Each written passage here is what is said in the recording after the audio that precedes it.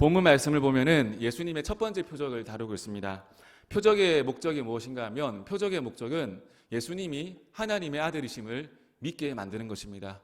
그분의 표적을 보고 그 표적을 보는 자들의 믿음의 성장이 그 목적이 있습니다. 예수님은 우리에게 다른 어떠한 불순한 의도를 가지고 있지 않으십니다. 우리에게 어떤 해를 끼치시는 분이 아니라 우리를 부욕해 하시고 우리의 믿음을 성장케 하시고 우리를 살려주시는 정말 좋으신 분입니다. 힘들고 어려울 때 그분을 찾아뵈면 그분이 우리를 만나주십니다.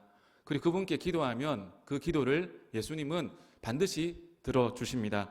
오늘 말씀을 통해서 예수님을 향한 우리의 믿음이 성장했으면 좋겠습니다.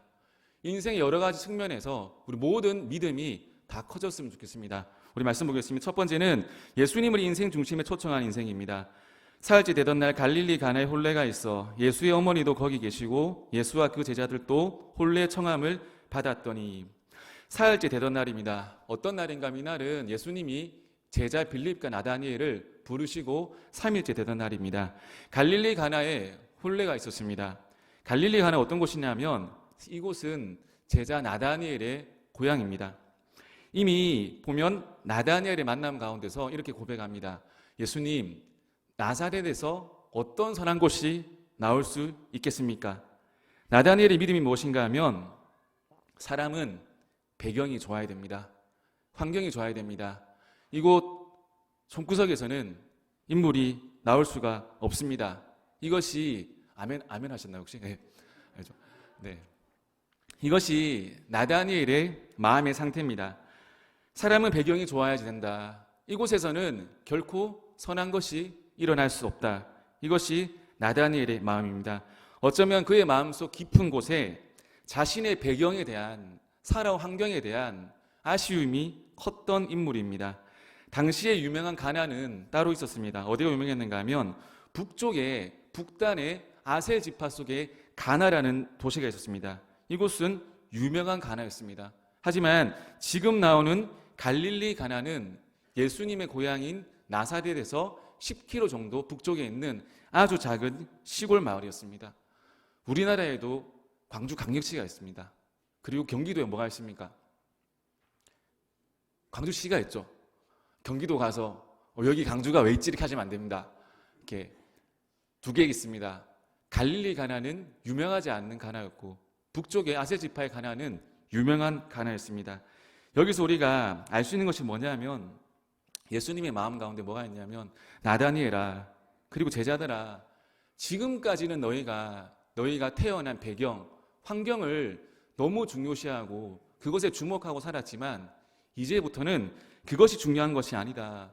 지금까지 너희가 커왔던 환경과 배경은 아무것도 중요한 것이 아니고 너희들은 지금 나와 함께라면 내가 너희와 함께 한다면 완전히 새로운 인생을 살 수 있다는 것을 예수님은 보여주고 싶으셨습니다. 사람이 언제 낙심하게 되는가 하면 사람은 환경을 주목하고 배경을 주목하면 낙심하게 됩니다. 환경에 따라서 인생이 결정된다는 사람들이 있습니다. 이런 사람들을 인본주의자라고 합니다. 인생은 환경에 따라서 결정되는 것이 결코 아닙니다. 무엇에 따라 결정되는가 하면 예수님이 그 마음 중심에 있는지 없는지, 예수님을 나의 주인으로 모셔들었는지 아닌지에 따라서 인생은 결정이 됩니다.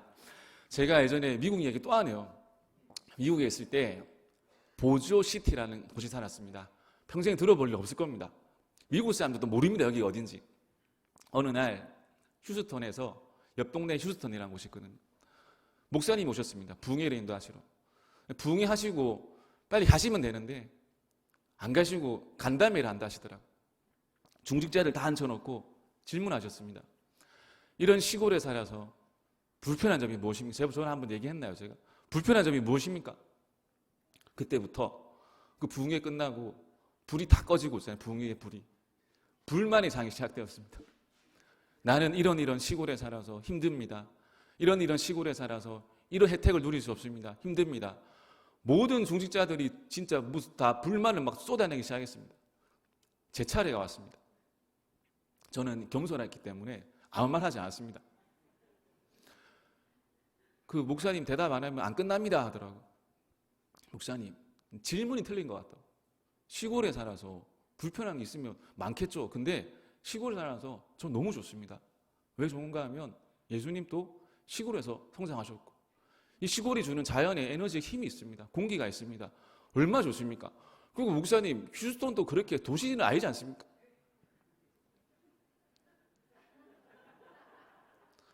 그래서 제가 미국에 오래 못 있었습니다. 그래서 시기와 질투와 그죠? 환경을 묵상하면 답이 없어요. 환경을 왜 묵상합니까? 아무리 좋은 환경 갖다 놔보십시오. 똑같습니다. 누구를 묵상해야 되는가 하면 예수님을 묵상해야 됩니다. 어디에 있든지 무슨 상황에 있든지 예수님이 함께 있다면 그곳이 천국입니다. 그곳이 특별시입니다. 아멘? 아멘 소리 작습니다. 예수님이 함께 한다면 그곳이 특별시입니다. 특별시. 요즘은 시골입니까? 특별시입니까? 아멘. 오늘 혼례 주인공이 했던 최고의 선택이 뭐냐 하면 말씀 보면 예수의 어머니도 거기 계시고 예수와 그 제자들도 혼례 청함을 받았더니 예수님을 초대했습니다. 예수님을 모셔드렸습니다. 결혼, 인생을 새롭게 시작하는 시간 아니겠습니까? 학생들 잘 들어야 됩니다. 결혼 중요합니다. 안 하면 몰라도 한다면 중요합니다. 아멘. 인생을 새롭게 한 시간입니다. 그 시간에 가장 중요한 순간에 누구를 초청했는가 하면 예수님을 초청했습니다. 요즘에는 문화가 이사하고 새로 차량을 구입하고 사업장을 개업하고 취업하면 이렇게 신방하시죠, 그죠? 근데 윗지방은 많이 안 하는 분위기더라고요. 여러분, 인생 가장 중요한 순간에 예배가 있어야 되고 예수님을 초청해야 됩니다. 예수님을 그 인생 가운데 모신 건 최고의 순간 가운데 예수님을 모셨습니다. 여러분, 예수님을 놓치고 살아가시면 안 됩니다. 세상의 것이 좋아가지고 세상의 것이 너무 취해가지고 너무 달콤해가지고 거기 따라가면 여러분 큰일 납니다. 가장 좋은 시절에 가장 좋은 순간에 누구를 모셔드려야 되는가 하면 예수님을 모셔드려야 됩니다. 특별히 우리 젊은이들은 한 28살, 9살 안에 예수님 모셔야 됩니다. 아멘. 빨리 모셔야 됩니다. 늦으면 늦을수록 손해입니다. 예수님 제 마음에 들어와 주세요. 예수님 저의 주인이 되어주세요. 예수님 저를 이끌어 주세요. 저와 함께 해주세요. 모셔드려야 됩니다. 예수님 당시에 보면 그렇게 유명한 분이 아니었습니다. 놀라운 표적도 흠말만한 외모도 가지고 있지 않으셨습니다. 그런데 혼례의 주인공은 예수님을 초청했습니다. 모셔드렸습니다. 모실만 해서 모신 것이 아니라 초대할 만해서 초대한 것이 아니라 순수한 마음을 가지고 그분을 모셔드린 겁니다. 저는 우리 인생도 다 마찬가지로 생각하거든요. 많은 사람들 어떻게 살아가는가 하면 내가 이해가 다 되어야지, 내가 따를만 해야지, 내가 납득이 되어야지, 나는 설명이 충분히 되어야지 내가 따르겠다. 그런 사람 있지 않습니까? 내가 보기 전까지는, 경험하기 전까지는 믿지 않는다. 지가 보면 압니까? 그죠? 다 아나요? 우리 다 알 수 있나요? 공기 보이나요, 여러분? 공기 보이나요? 가끔 보인다는 사람이 있는데 병원 가셔야 됩니다. 공기는 보이는 것이 아니고 믿는 것이거든요. 있다고. 왜? 우리가 숨을 쉬고 살아가기 때문에. 내가 이해할 만해야 믿는다. 내가 납득해야 할 만 믿는다. 그런 것만큼 어리석은 게 없습니다. 예를 들어가지고 여러분 큰 사고를 당했습니다. 당장의 치료를 받아야 됩니다. 근데 이런 사람 없겠죠. 내가 치료를 받는데 치료의 모든 과정을 다 이해하고 다 납득할 만해야지 내가 치료를 받겠다. 이러면 어떻게 되겠습니까? 치료의 타이밍을 놓치고 어려워지는 겁니다. 믿고 가는 겁니다. 그분이 구원자시고 그분이 우리를 살리신다고 하면 믿고 그분을 받아들여야 됩니다. 예수님 어떠하신 분인가 하면 예수님은 이 땅에 오셔가지고 우리에게 요즘 말로 애들 말로 발대 꽂아가지고 힘들게 하시는 분이 아니라 예수님은 우리를 구원해 주시는 분입니다. 우리의 육체도 우리의 영혼도 우리의 가정도 민족도 나라도 구원해 주시는 놀라우신 하나님의 아들이십니다.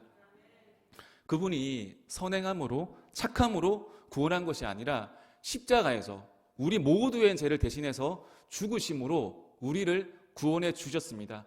누구든지 그를 믿는 자마다 멸망하지 않고 구원을 얻는 데 있습니다. 이런 분이 하나님의 아들 예수님이십니다. 저는 모든 인생의 길에서 모든 순간 가운데서 예수님을 선택하시길 축복합니다.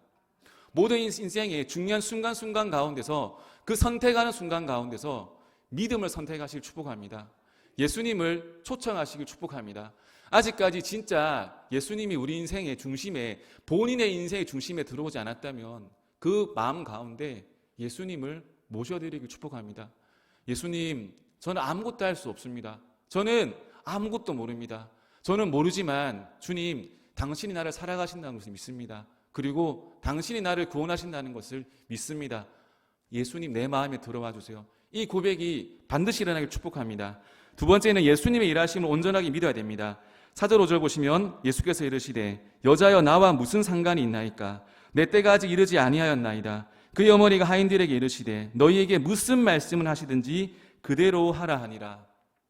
결혼식을 진행하는데 문제가 생겼습니다. 문제가 뭐냐면 가장 중요한 재료인 포도주가 떨어졌습니다. 이때 예수의 어머니 마리아가 아들에게 부탁합니다. 아들아, 포도주가 떨어졌어. 마리아의 센스가 있지 않습니까? 그죠? 여자들은 센스가 중요합니다. 남자들은 왜 남자가 눈치가 없을까? 그렇게 태어난 겁니다. 와, 저 센스가 진짜 없다. 없는 게 남자입니다. 있으면 남자 아니겠죠, 그죠? 마리아가 발견합니다. 포도주가 떨어졌다. 제일 먼저 그 파티에, 결혼식에 어려움을 발견하였습니다. 그리고 아들에게 떨어졌다고 아주 가볍게 말합니다. 마리아는 참 센스 있는 어머니입니다. 사실은 예수님 대단한 아들 아닙니까? 그죠? 수태부터 천사의 수태고지를 받은 대단한 아들입니다. 하나님의 아들입니다. 여러분, 다들 보시오. 포도주가 떨어졌습니다. 그런데 내 아들 예수가 이곳에 있습니다. 하나님의 아들이신 예수가 이곳에 있습니다. 여러분, 내가 한번 우리 아들 통해서 기적을 보여주겠소. 박수칠 준비 한번 하시오. 이렇게 하지 않습니다. 그렇게 할 법도 하지 않습니까? 내 아들이 하나님의 아들인데, 기적을 행할 수 있는 분인데 자랑할 수 있지 않습니까? 근데 은밀하게 그들의 필요를 채워주라고 예수님께 요청합니다. 제가 어릴 때 교회 생활하는데 형이 한 명 있었거든요. 교회 형이. 3살 위의 형이었는데 누가 봐도 얍삽한 사람이었어요. 누가 봐도 인간이 덜 된 놈이었어요. 제가 어릴 때 딱 깨달았어요. 저 녀석 인간이 덜 됐구나. 근데 그 형 어머니가 갑자기 꿈을 꿨대요. 무슨 대충 스토리 얘기 되시죠? 이렇게 무슨 내용이 나올지. 우리 자녀가 목회자로 부르셨다고. 와, 그때부터 이 형을 건들 수 있는 사람이 교회에 아무도 없었습니다. 아무도 없었어요. 누가 혼을 내면 어디 목회자가 될 우리 아들한테 혼을 내냐고. 이 자녀가 신학교 와서 얼마나 나쁜 짓을 많이 하는지 이런 친구 제가 많이 봤습니다. 뭡니까? 부모가 병든 거죠. 부모의 신앙이 잘못된 방향으로 가는 거죠. 자녀를 키우면서 여러분, 자녀가 어릴수록 커지는 게 뭐냐면 욕심이거든요. 나중에 여러분 저 정도 키워보십시오. 부모님도 욕심 자살하십니다. 근데 어릴 때 욕심이 생기는 거예요. 자녀한테.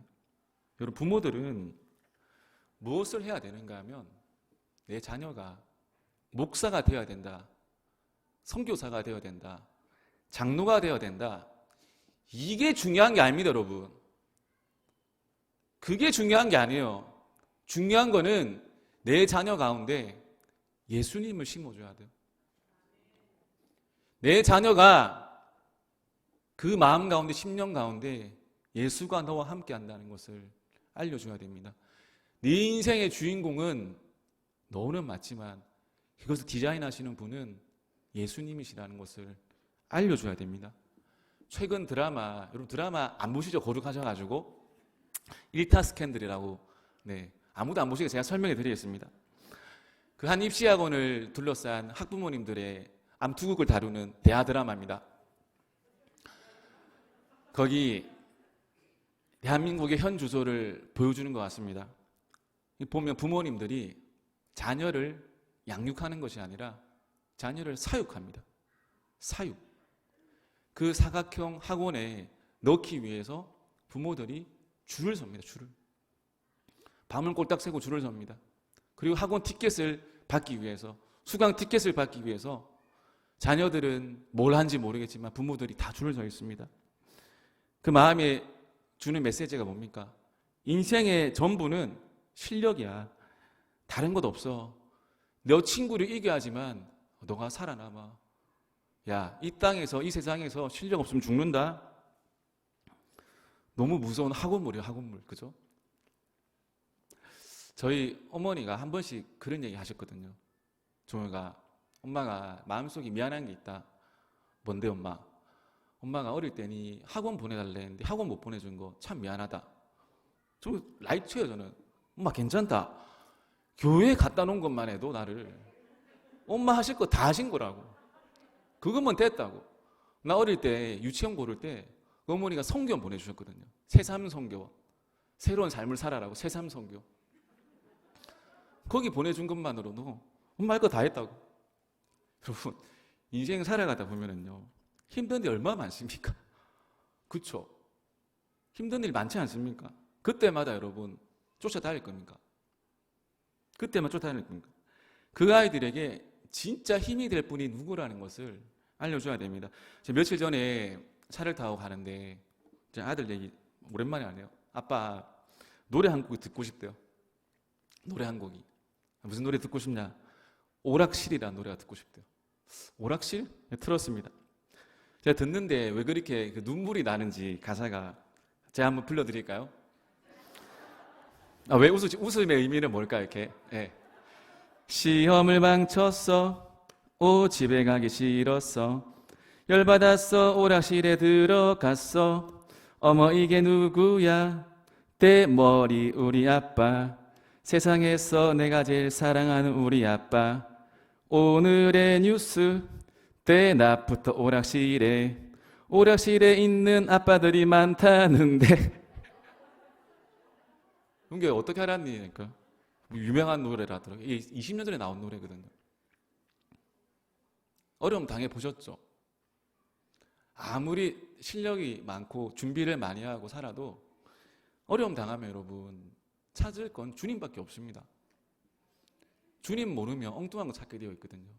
주님 모르면 완전히 어긋나게 되어 있습니다. 그런데 주님을 알잖아요. 주님을 알면 말씀이 있기 때문에 일어설 수 있습니다. 세상에서 부끄럽지 않아요. 누구를 심어줘야 되냐면 여러분 예수님을 우리 가정에 심어야 됩니다. 예수님이 일하신다는 것을 심어야 됩니다. 또 한 가지 마리아가 보여주는 것이 뭐냐면 그의 어머니가 하인들에게 이르시되 너희에게 무슨 말씀을 하든지 그대로 하라 하니라. 예수님이 일하시는 것을 온전히 믿고 신뢰합니다. 많은 사람들이 낙심하는 이유가 뭐냐면 나의 계획이 어긋날 때, 내 생각대로 일이 흘러가지 않을 때 낙심합니다. 반대로 찬양할 때 언제냐면 내 계획대로 진행될 때 찬양합니다. 우리가 믿음으로 바라보고 원하면 예수님은 예수님의 방법대로 일하십니다. 우리가 요구하는 대로, 우리가 원하는 대로, 우리 입맛대로 움직여주시는 우상이 아니라 하나님은 관계 속에서 가장 좋은 때, 내 때에 예수님이 일하십니다. 반드시 믿음이 있다면 해야 되는 것이 뭐냐면 그래서 순종과 기다림입니다. 여러분 또 한 가지 볼 것은 예수님이 일하심을 바라볼 때 제일 방해되는 우리 인생 요소가 뭐냐면 감정입니다. 감정. 많은 사람들이 그 이성과 감정이 있다잖아요. 두 개 중에 어느 게 힘이 세일까요? 이성과 감정. 평소에는 이성이 힘이 센 것 같아요. 막 똑똑한 척하고 막 설득하고 차분하게 얘기하고. 근데 감정에서 결국에 많은 사람들이 무너지게 되어 있습니다. 오늘 마리아가 보면 한번 거절당했습니다. 여자여. 이거 뭐 여자여 하지만 이건 뭐 해석 주석에서 레이디다, 여자를 높이는 아닙니다. 그게 아니고 그냥 여자여. 이 아들이 어머니랑 적당한 거리두기를 하는 거예요. 적당한 거리두기 필요합니다. 아멘. 우리 어머니들 너무 가까이 치고 들어가려 하시면 안 됩니다. 내 자식이지만 내 새끼지만 너무 가까이 파고 들어가지고 긁으려 하시면 안 됩니다. 여자요. 적당한 거리. 적당한 거리. 아멘. 우리 어머니도 아버지도 아멘? 너무 내 뜻대로, 내 자식도, 내 며느리도, 누구도 다 내 뜻대로 안 됩니다. 절대 안 됩니다. 되면 한번 저한테 와서 간증해 주십시오. 제가 설교를 고쳐하겠습니다. 안 됩니다. 주님이 안 되게 만드셨습니다. 안 되게 창조하셨습니다. 거절당했잖아요. 여자여, 나와 무슨 상관이 있나이까? 내 때가 아직 이르지 아니하였나이다. 병든 어머니는 소리를 고래고래 지르겠죠. 내가 니를 어떻게 키웠는데, 내가 니를 부족하지 않게 먹이고 키우고 입히고 보내고 했는데 어째 네가 나한테 이럴 수 있냐고.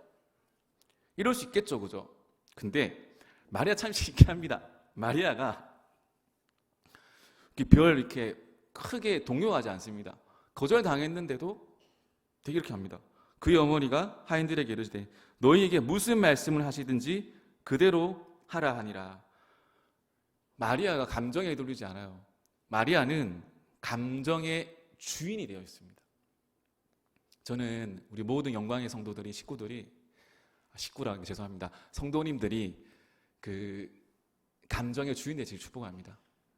감정에 휘둘려가지고 누가 거절당했을 때 어떻게 나한테 거절할 수 있냐, 이것이 아니라 거절당해도 온전히 관계를 유지할 수 있는 그런 인생 살기 축복합니다.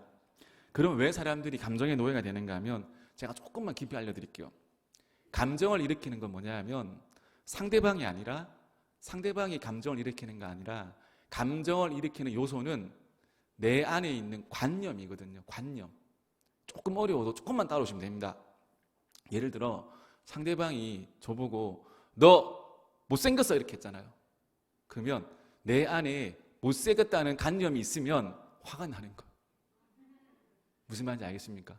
근데 내 마음 가운데 못생겨도 괜찮아 라는 관념이, 좋은 관념이 자리 잡고 있으면 상대방이 아무리 도발을 해도 감정의 동요가 일어나지 않는 겁니다.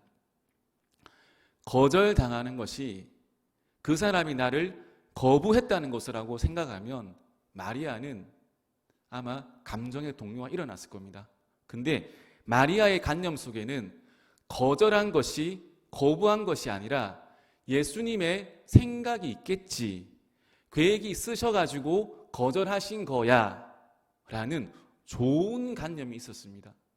그러기에 마리아는 포기하지 않습니다. 예수님이 여자여 내 때가 이르지 아니하였습니다, 이렇게 매몰차게 대하셔도 마리아는 마음이 상하지 않는 거예요.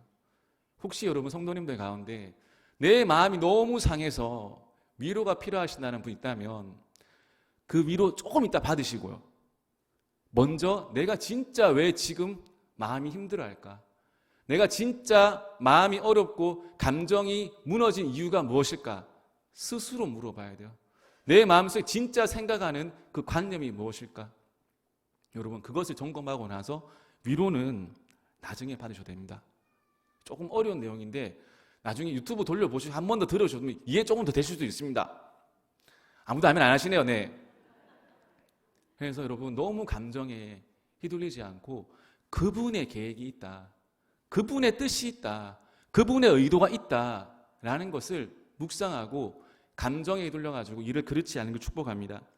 9절 10절 보면 연회장은 물로 된 포도주를 맛보고도 어디서 났는지 알지 못하되 물돈 하인들은 알더라. 연회장이 신랑을 불러 말하되 사람마다 먼저 좋은 포도주를 내고 취한 후에 낮은 것을 내거늘 그대는 지금까지 좋은 포도주를 두었도나 하니라.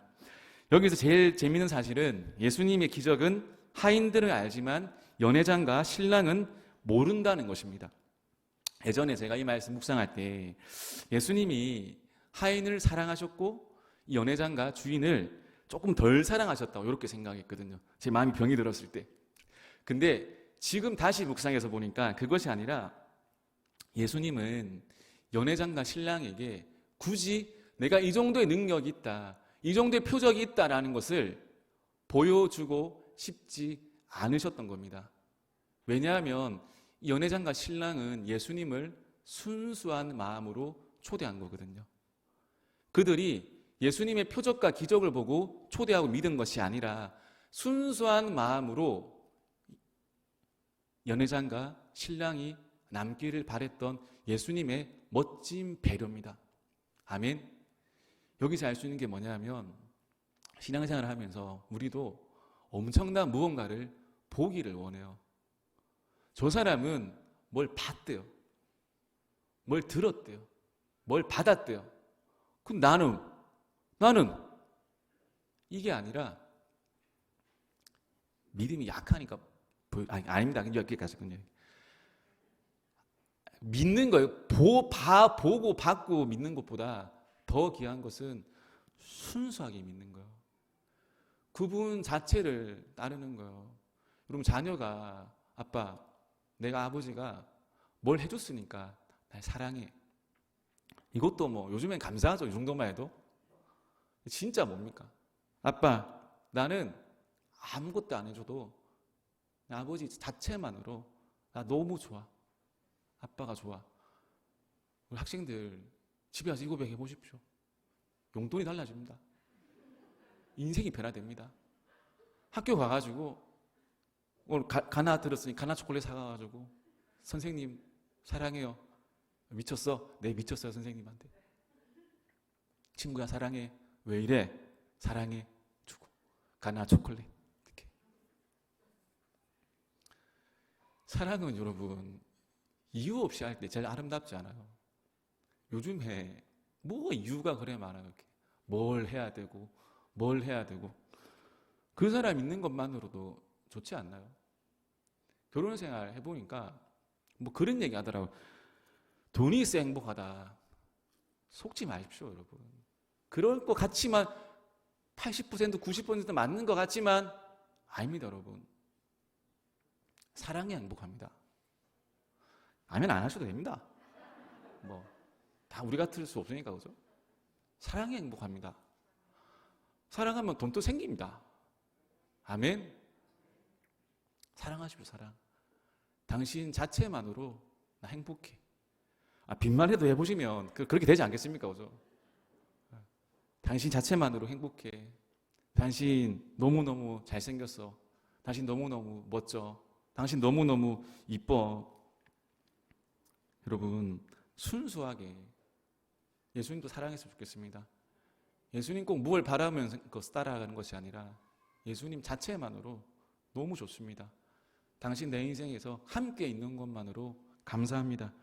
우리 이런 인생 살아가시길 축복합니다. 마지막 세 번째는 최고의 날들을 꿈꿔야 됩니다. 11절 보시면 예수께서 이 첫 표적을 갈릴리 가나에서 행하여 그의 영광을 나타내심에 제자들이 그를 믿으니라. 이 표적이 일어난 중에 가장 큰 역할을 한 사람 누구냐면 하인들입니다. 하인들. 7절 보시면 예수께서 그들에게 이르시되 항아리에 물을 채우라 하신즉 아기까지 채우니. 인상적인 게 뭐냐면 물을 채우라고 하면 이렇게 여러 사람들이 있겠죠. 채우는 척하면서 빠지는 사람이 있고 채우러 갔다가 살짝 부었다가 그냥 빠지는 사람이 있고 어떤 사람은 중간까지 부었다가 가는 사람이 있고. 근데 하인들이 6통을 전부 다 아기까지 이렇게 맨 위에까지 찰 때까지 다 채웁니다. 말씀이 주어졌잖아요. 근데 그 말씀대로 온전히 순종하니까 무엇이 일어나는가 하면 후에 표적과 기적이 일어납니다. 물이 포도주로 변한 역사가 일어납니다.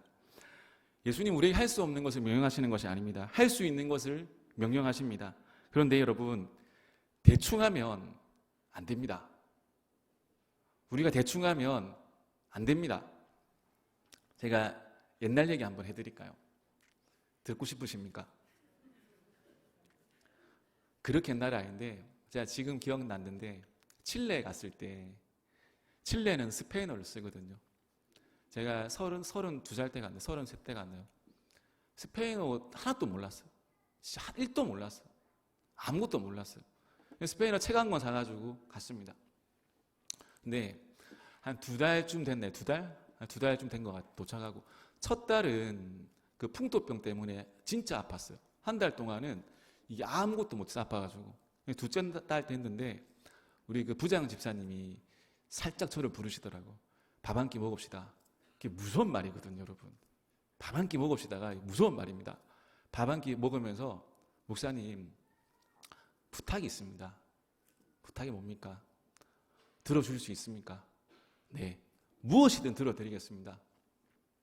우리 아이들이 여기서 태어난 애들이 많아가지고 한국어를 잘 모릅니다. 한국어가 약합니다. 그래서 아이들이 설교할 때 다 잡니다. 10년째 자고 있습니다. 깨어있는 애들이 없습니다. 그래서 목사님 저기 실망하지 마시고 제가 제안을 하나 해드리겠습니다. 목사님 아이들을 위해서 스페인어 설교해 주시면 안 되겠습니까? 2달 됐는데 제가 뭡니까? 목사잖아요. 안 된다면 됩니까? 안 됩니까? 목사는 못 먹어도 고입니다. 네, of course. 네, 모르 스페스토르거든요. 스페인어로 됩니다. 모든 역사는 바라볼 때 되거든요. 한다 했을 때 되거든요. 집에 왔습니다. 주님 이거 어떻게 합니까? 주님 어떻게 합니까? 어떻게 합니까? 어떻게 합니까? 그래서 설교를 쭉 적어놓고 일일이 번역기로 다 번역했어. 번역을 다 했어요. 번역기로 번역하면 어설픈 거 아시죠, 여러분?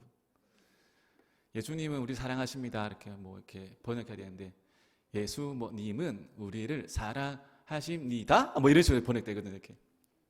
그래서 제가 번역 다 해놓고 저기 불렀어요. 청년을 불러가지고 나 이거 교정 좀 해주라. 목사님 맵립으로 안 됩니다. 돈 줄게. 한 장당 이렇게 몇만 원씩 해가지고 착한 애인데 돈 다 줬어요. 이렇게 줘가지고 첫날 갔어요. 이렇게 설교를 하러. 에어평지 이만큼 들고 제가 알겠습니까? 교정해 주는 대로 20분 읽고 내려왔습니다. 기적이 일어났어요. 10년 동안 죽어있던 아이들이 눈을 뜬 거예요. 왜 뜬지 아십니까? 틀린 거 찾으려고. 애들이 설교하는 내도록 뭘 적더라고요. 애들이 막 적더라고요. 막 적는 거 이렇게. 야, 부흥이 일어나는구나. 내가 이 땅에서 내가 또 부흥을 일으키는구나. 야, 또 놀랍게 순종하니까 주님이 역사하시는구나. 한 애는 이만큼 적어서 왔어요. 이렇게 막 적어가지고 막 자기 무슨 어디 적어가지고 와, 설교 끝나니까 원래 설교 끝나고 자다가 일어나거든요. 여기 다 찾아온 거예요, 애들이. 은혜 많이 받았니라니까. 목사님 잠깐만요. 아까 그 부분에서 액센트가 틀렸었다고. 이 단어 쓰는 단어 아니라고. 칠레에서 이 말 안 쓴다고. 교제가 되기 시작했어요. 여러분 안 되는 거 있습니까? 안 할락하니까 안 되는 거지. 인생에 슬럼프가 있습니까, 여러분? 안 하니까 슬럼프가 오는 겁니다. 하고 두드리고 도전하면 됩니다. 학생들 포기하지 마세요. 이 아무것도 모르는 목사님도 하니까 되더라고요. 지금 안 돼요. 지금은 하라면 안 됩니다. 지금 또 기억나네요. 이렇게 칠레에서 돌아오는 길에 나도 모르게 옆에 그 아르헨티나 사람이랑 내가 이야기를 하고 있더라고요. 깜짝 놀라서도 이렇게. 지금 안 됩니다. 여러분, 저는 우리 인생도 마찬가지로 생각하거든요. 주님이 우리 가운데 표적을 보여주시고 말씀을 주시고 성경을 주신 것은 우리 믿음을 성장시키기 위한 겁니다. 믿음이 있으면 여러분, 저는 믿습니다. 모든 병도 다 치유됩니다. 모든 어려움도 순종함으로 다 극복합니다. 믿음이 없이는 하나님을 기쁘시게 하지 못하나니 하나님께 나아가는 자는 반드시 그가 계신 것과 그가 자기를 찾는 자에게 상 주시는 이심을 믿어야 할지니라. 뭐냐면 믿음이 있으면 극복하지 못할 산이 없다는 겁니다. 믿음이 있으면 넘어서질 못할 일이 없습니다. 예수님이 함께 하신다면 세상의 어떤 방법도 어떤 통로도 그 곱절로 극복하고 이겨낼 수 있습니다. 영광을 보면 믿음이 생깁니다. 영광을 보시길 축복합니다. 교회도 영광교회 아닙니까? 여기서 무슨 교회? 영광교회. 하나님의 영광을 드러내는 우리 모든 믿음으로 드러내는 우리 믿음의 귀한 성도 되시기를 축복합니다.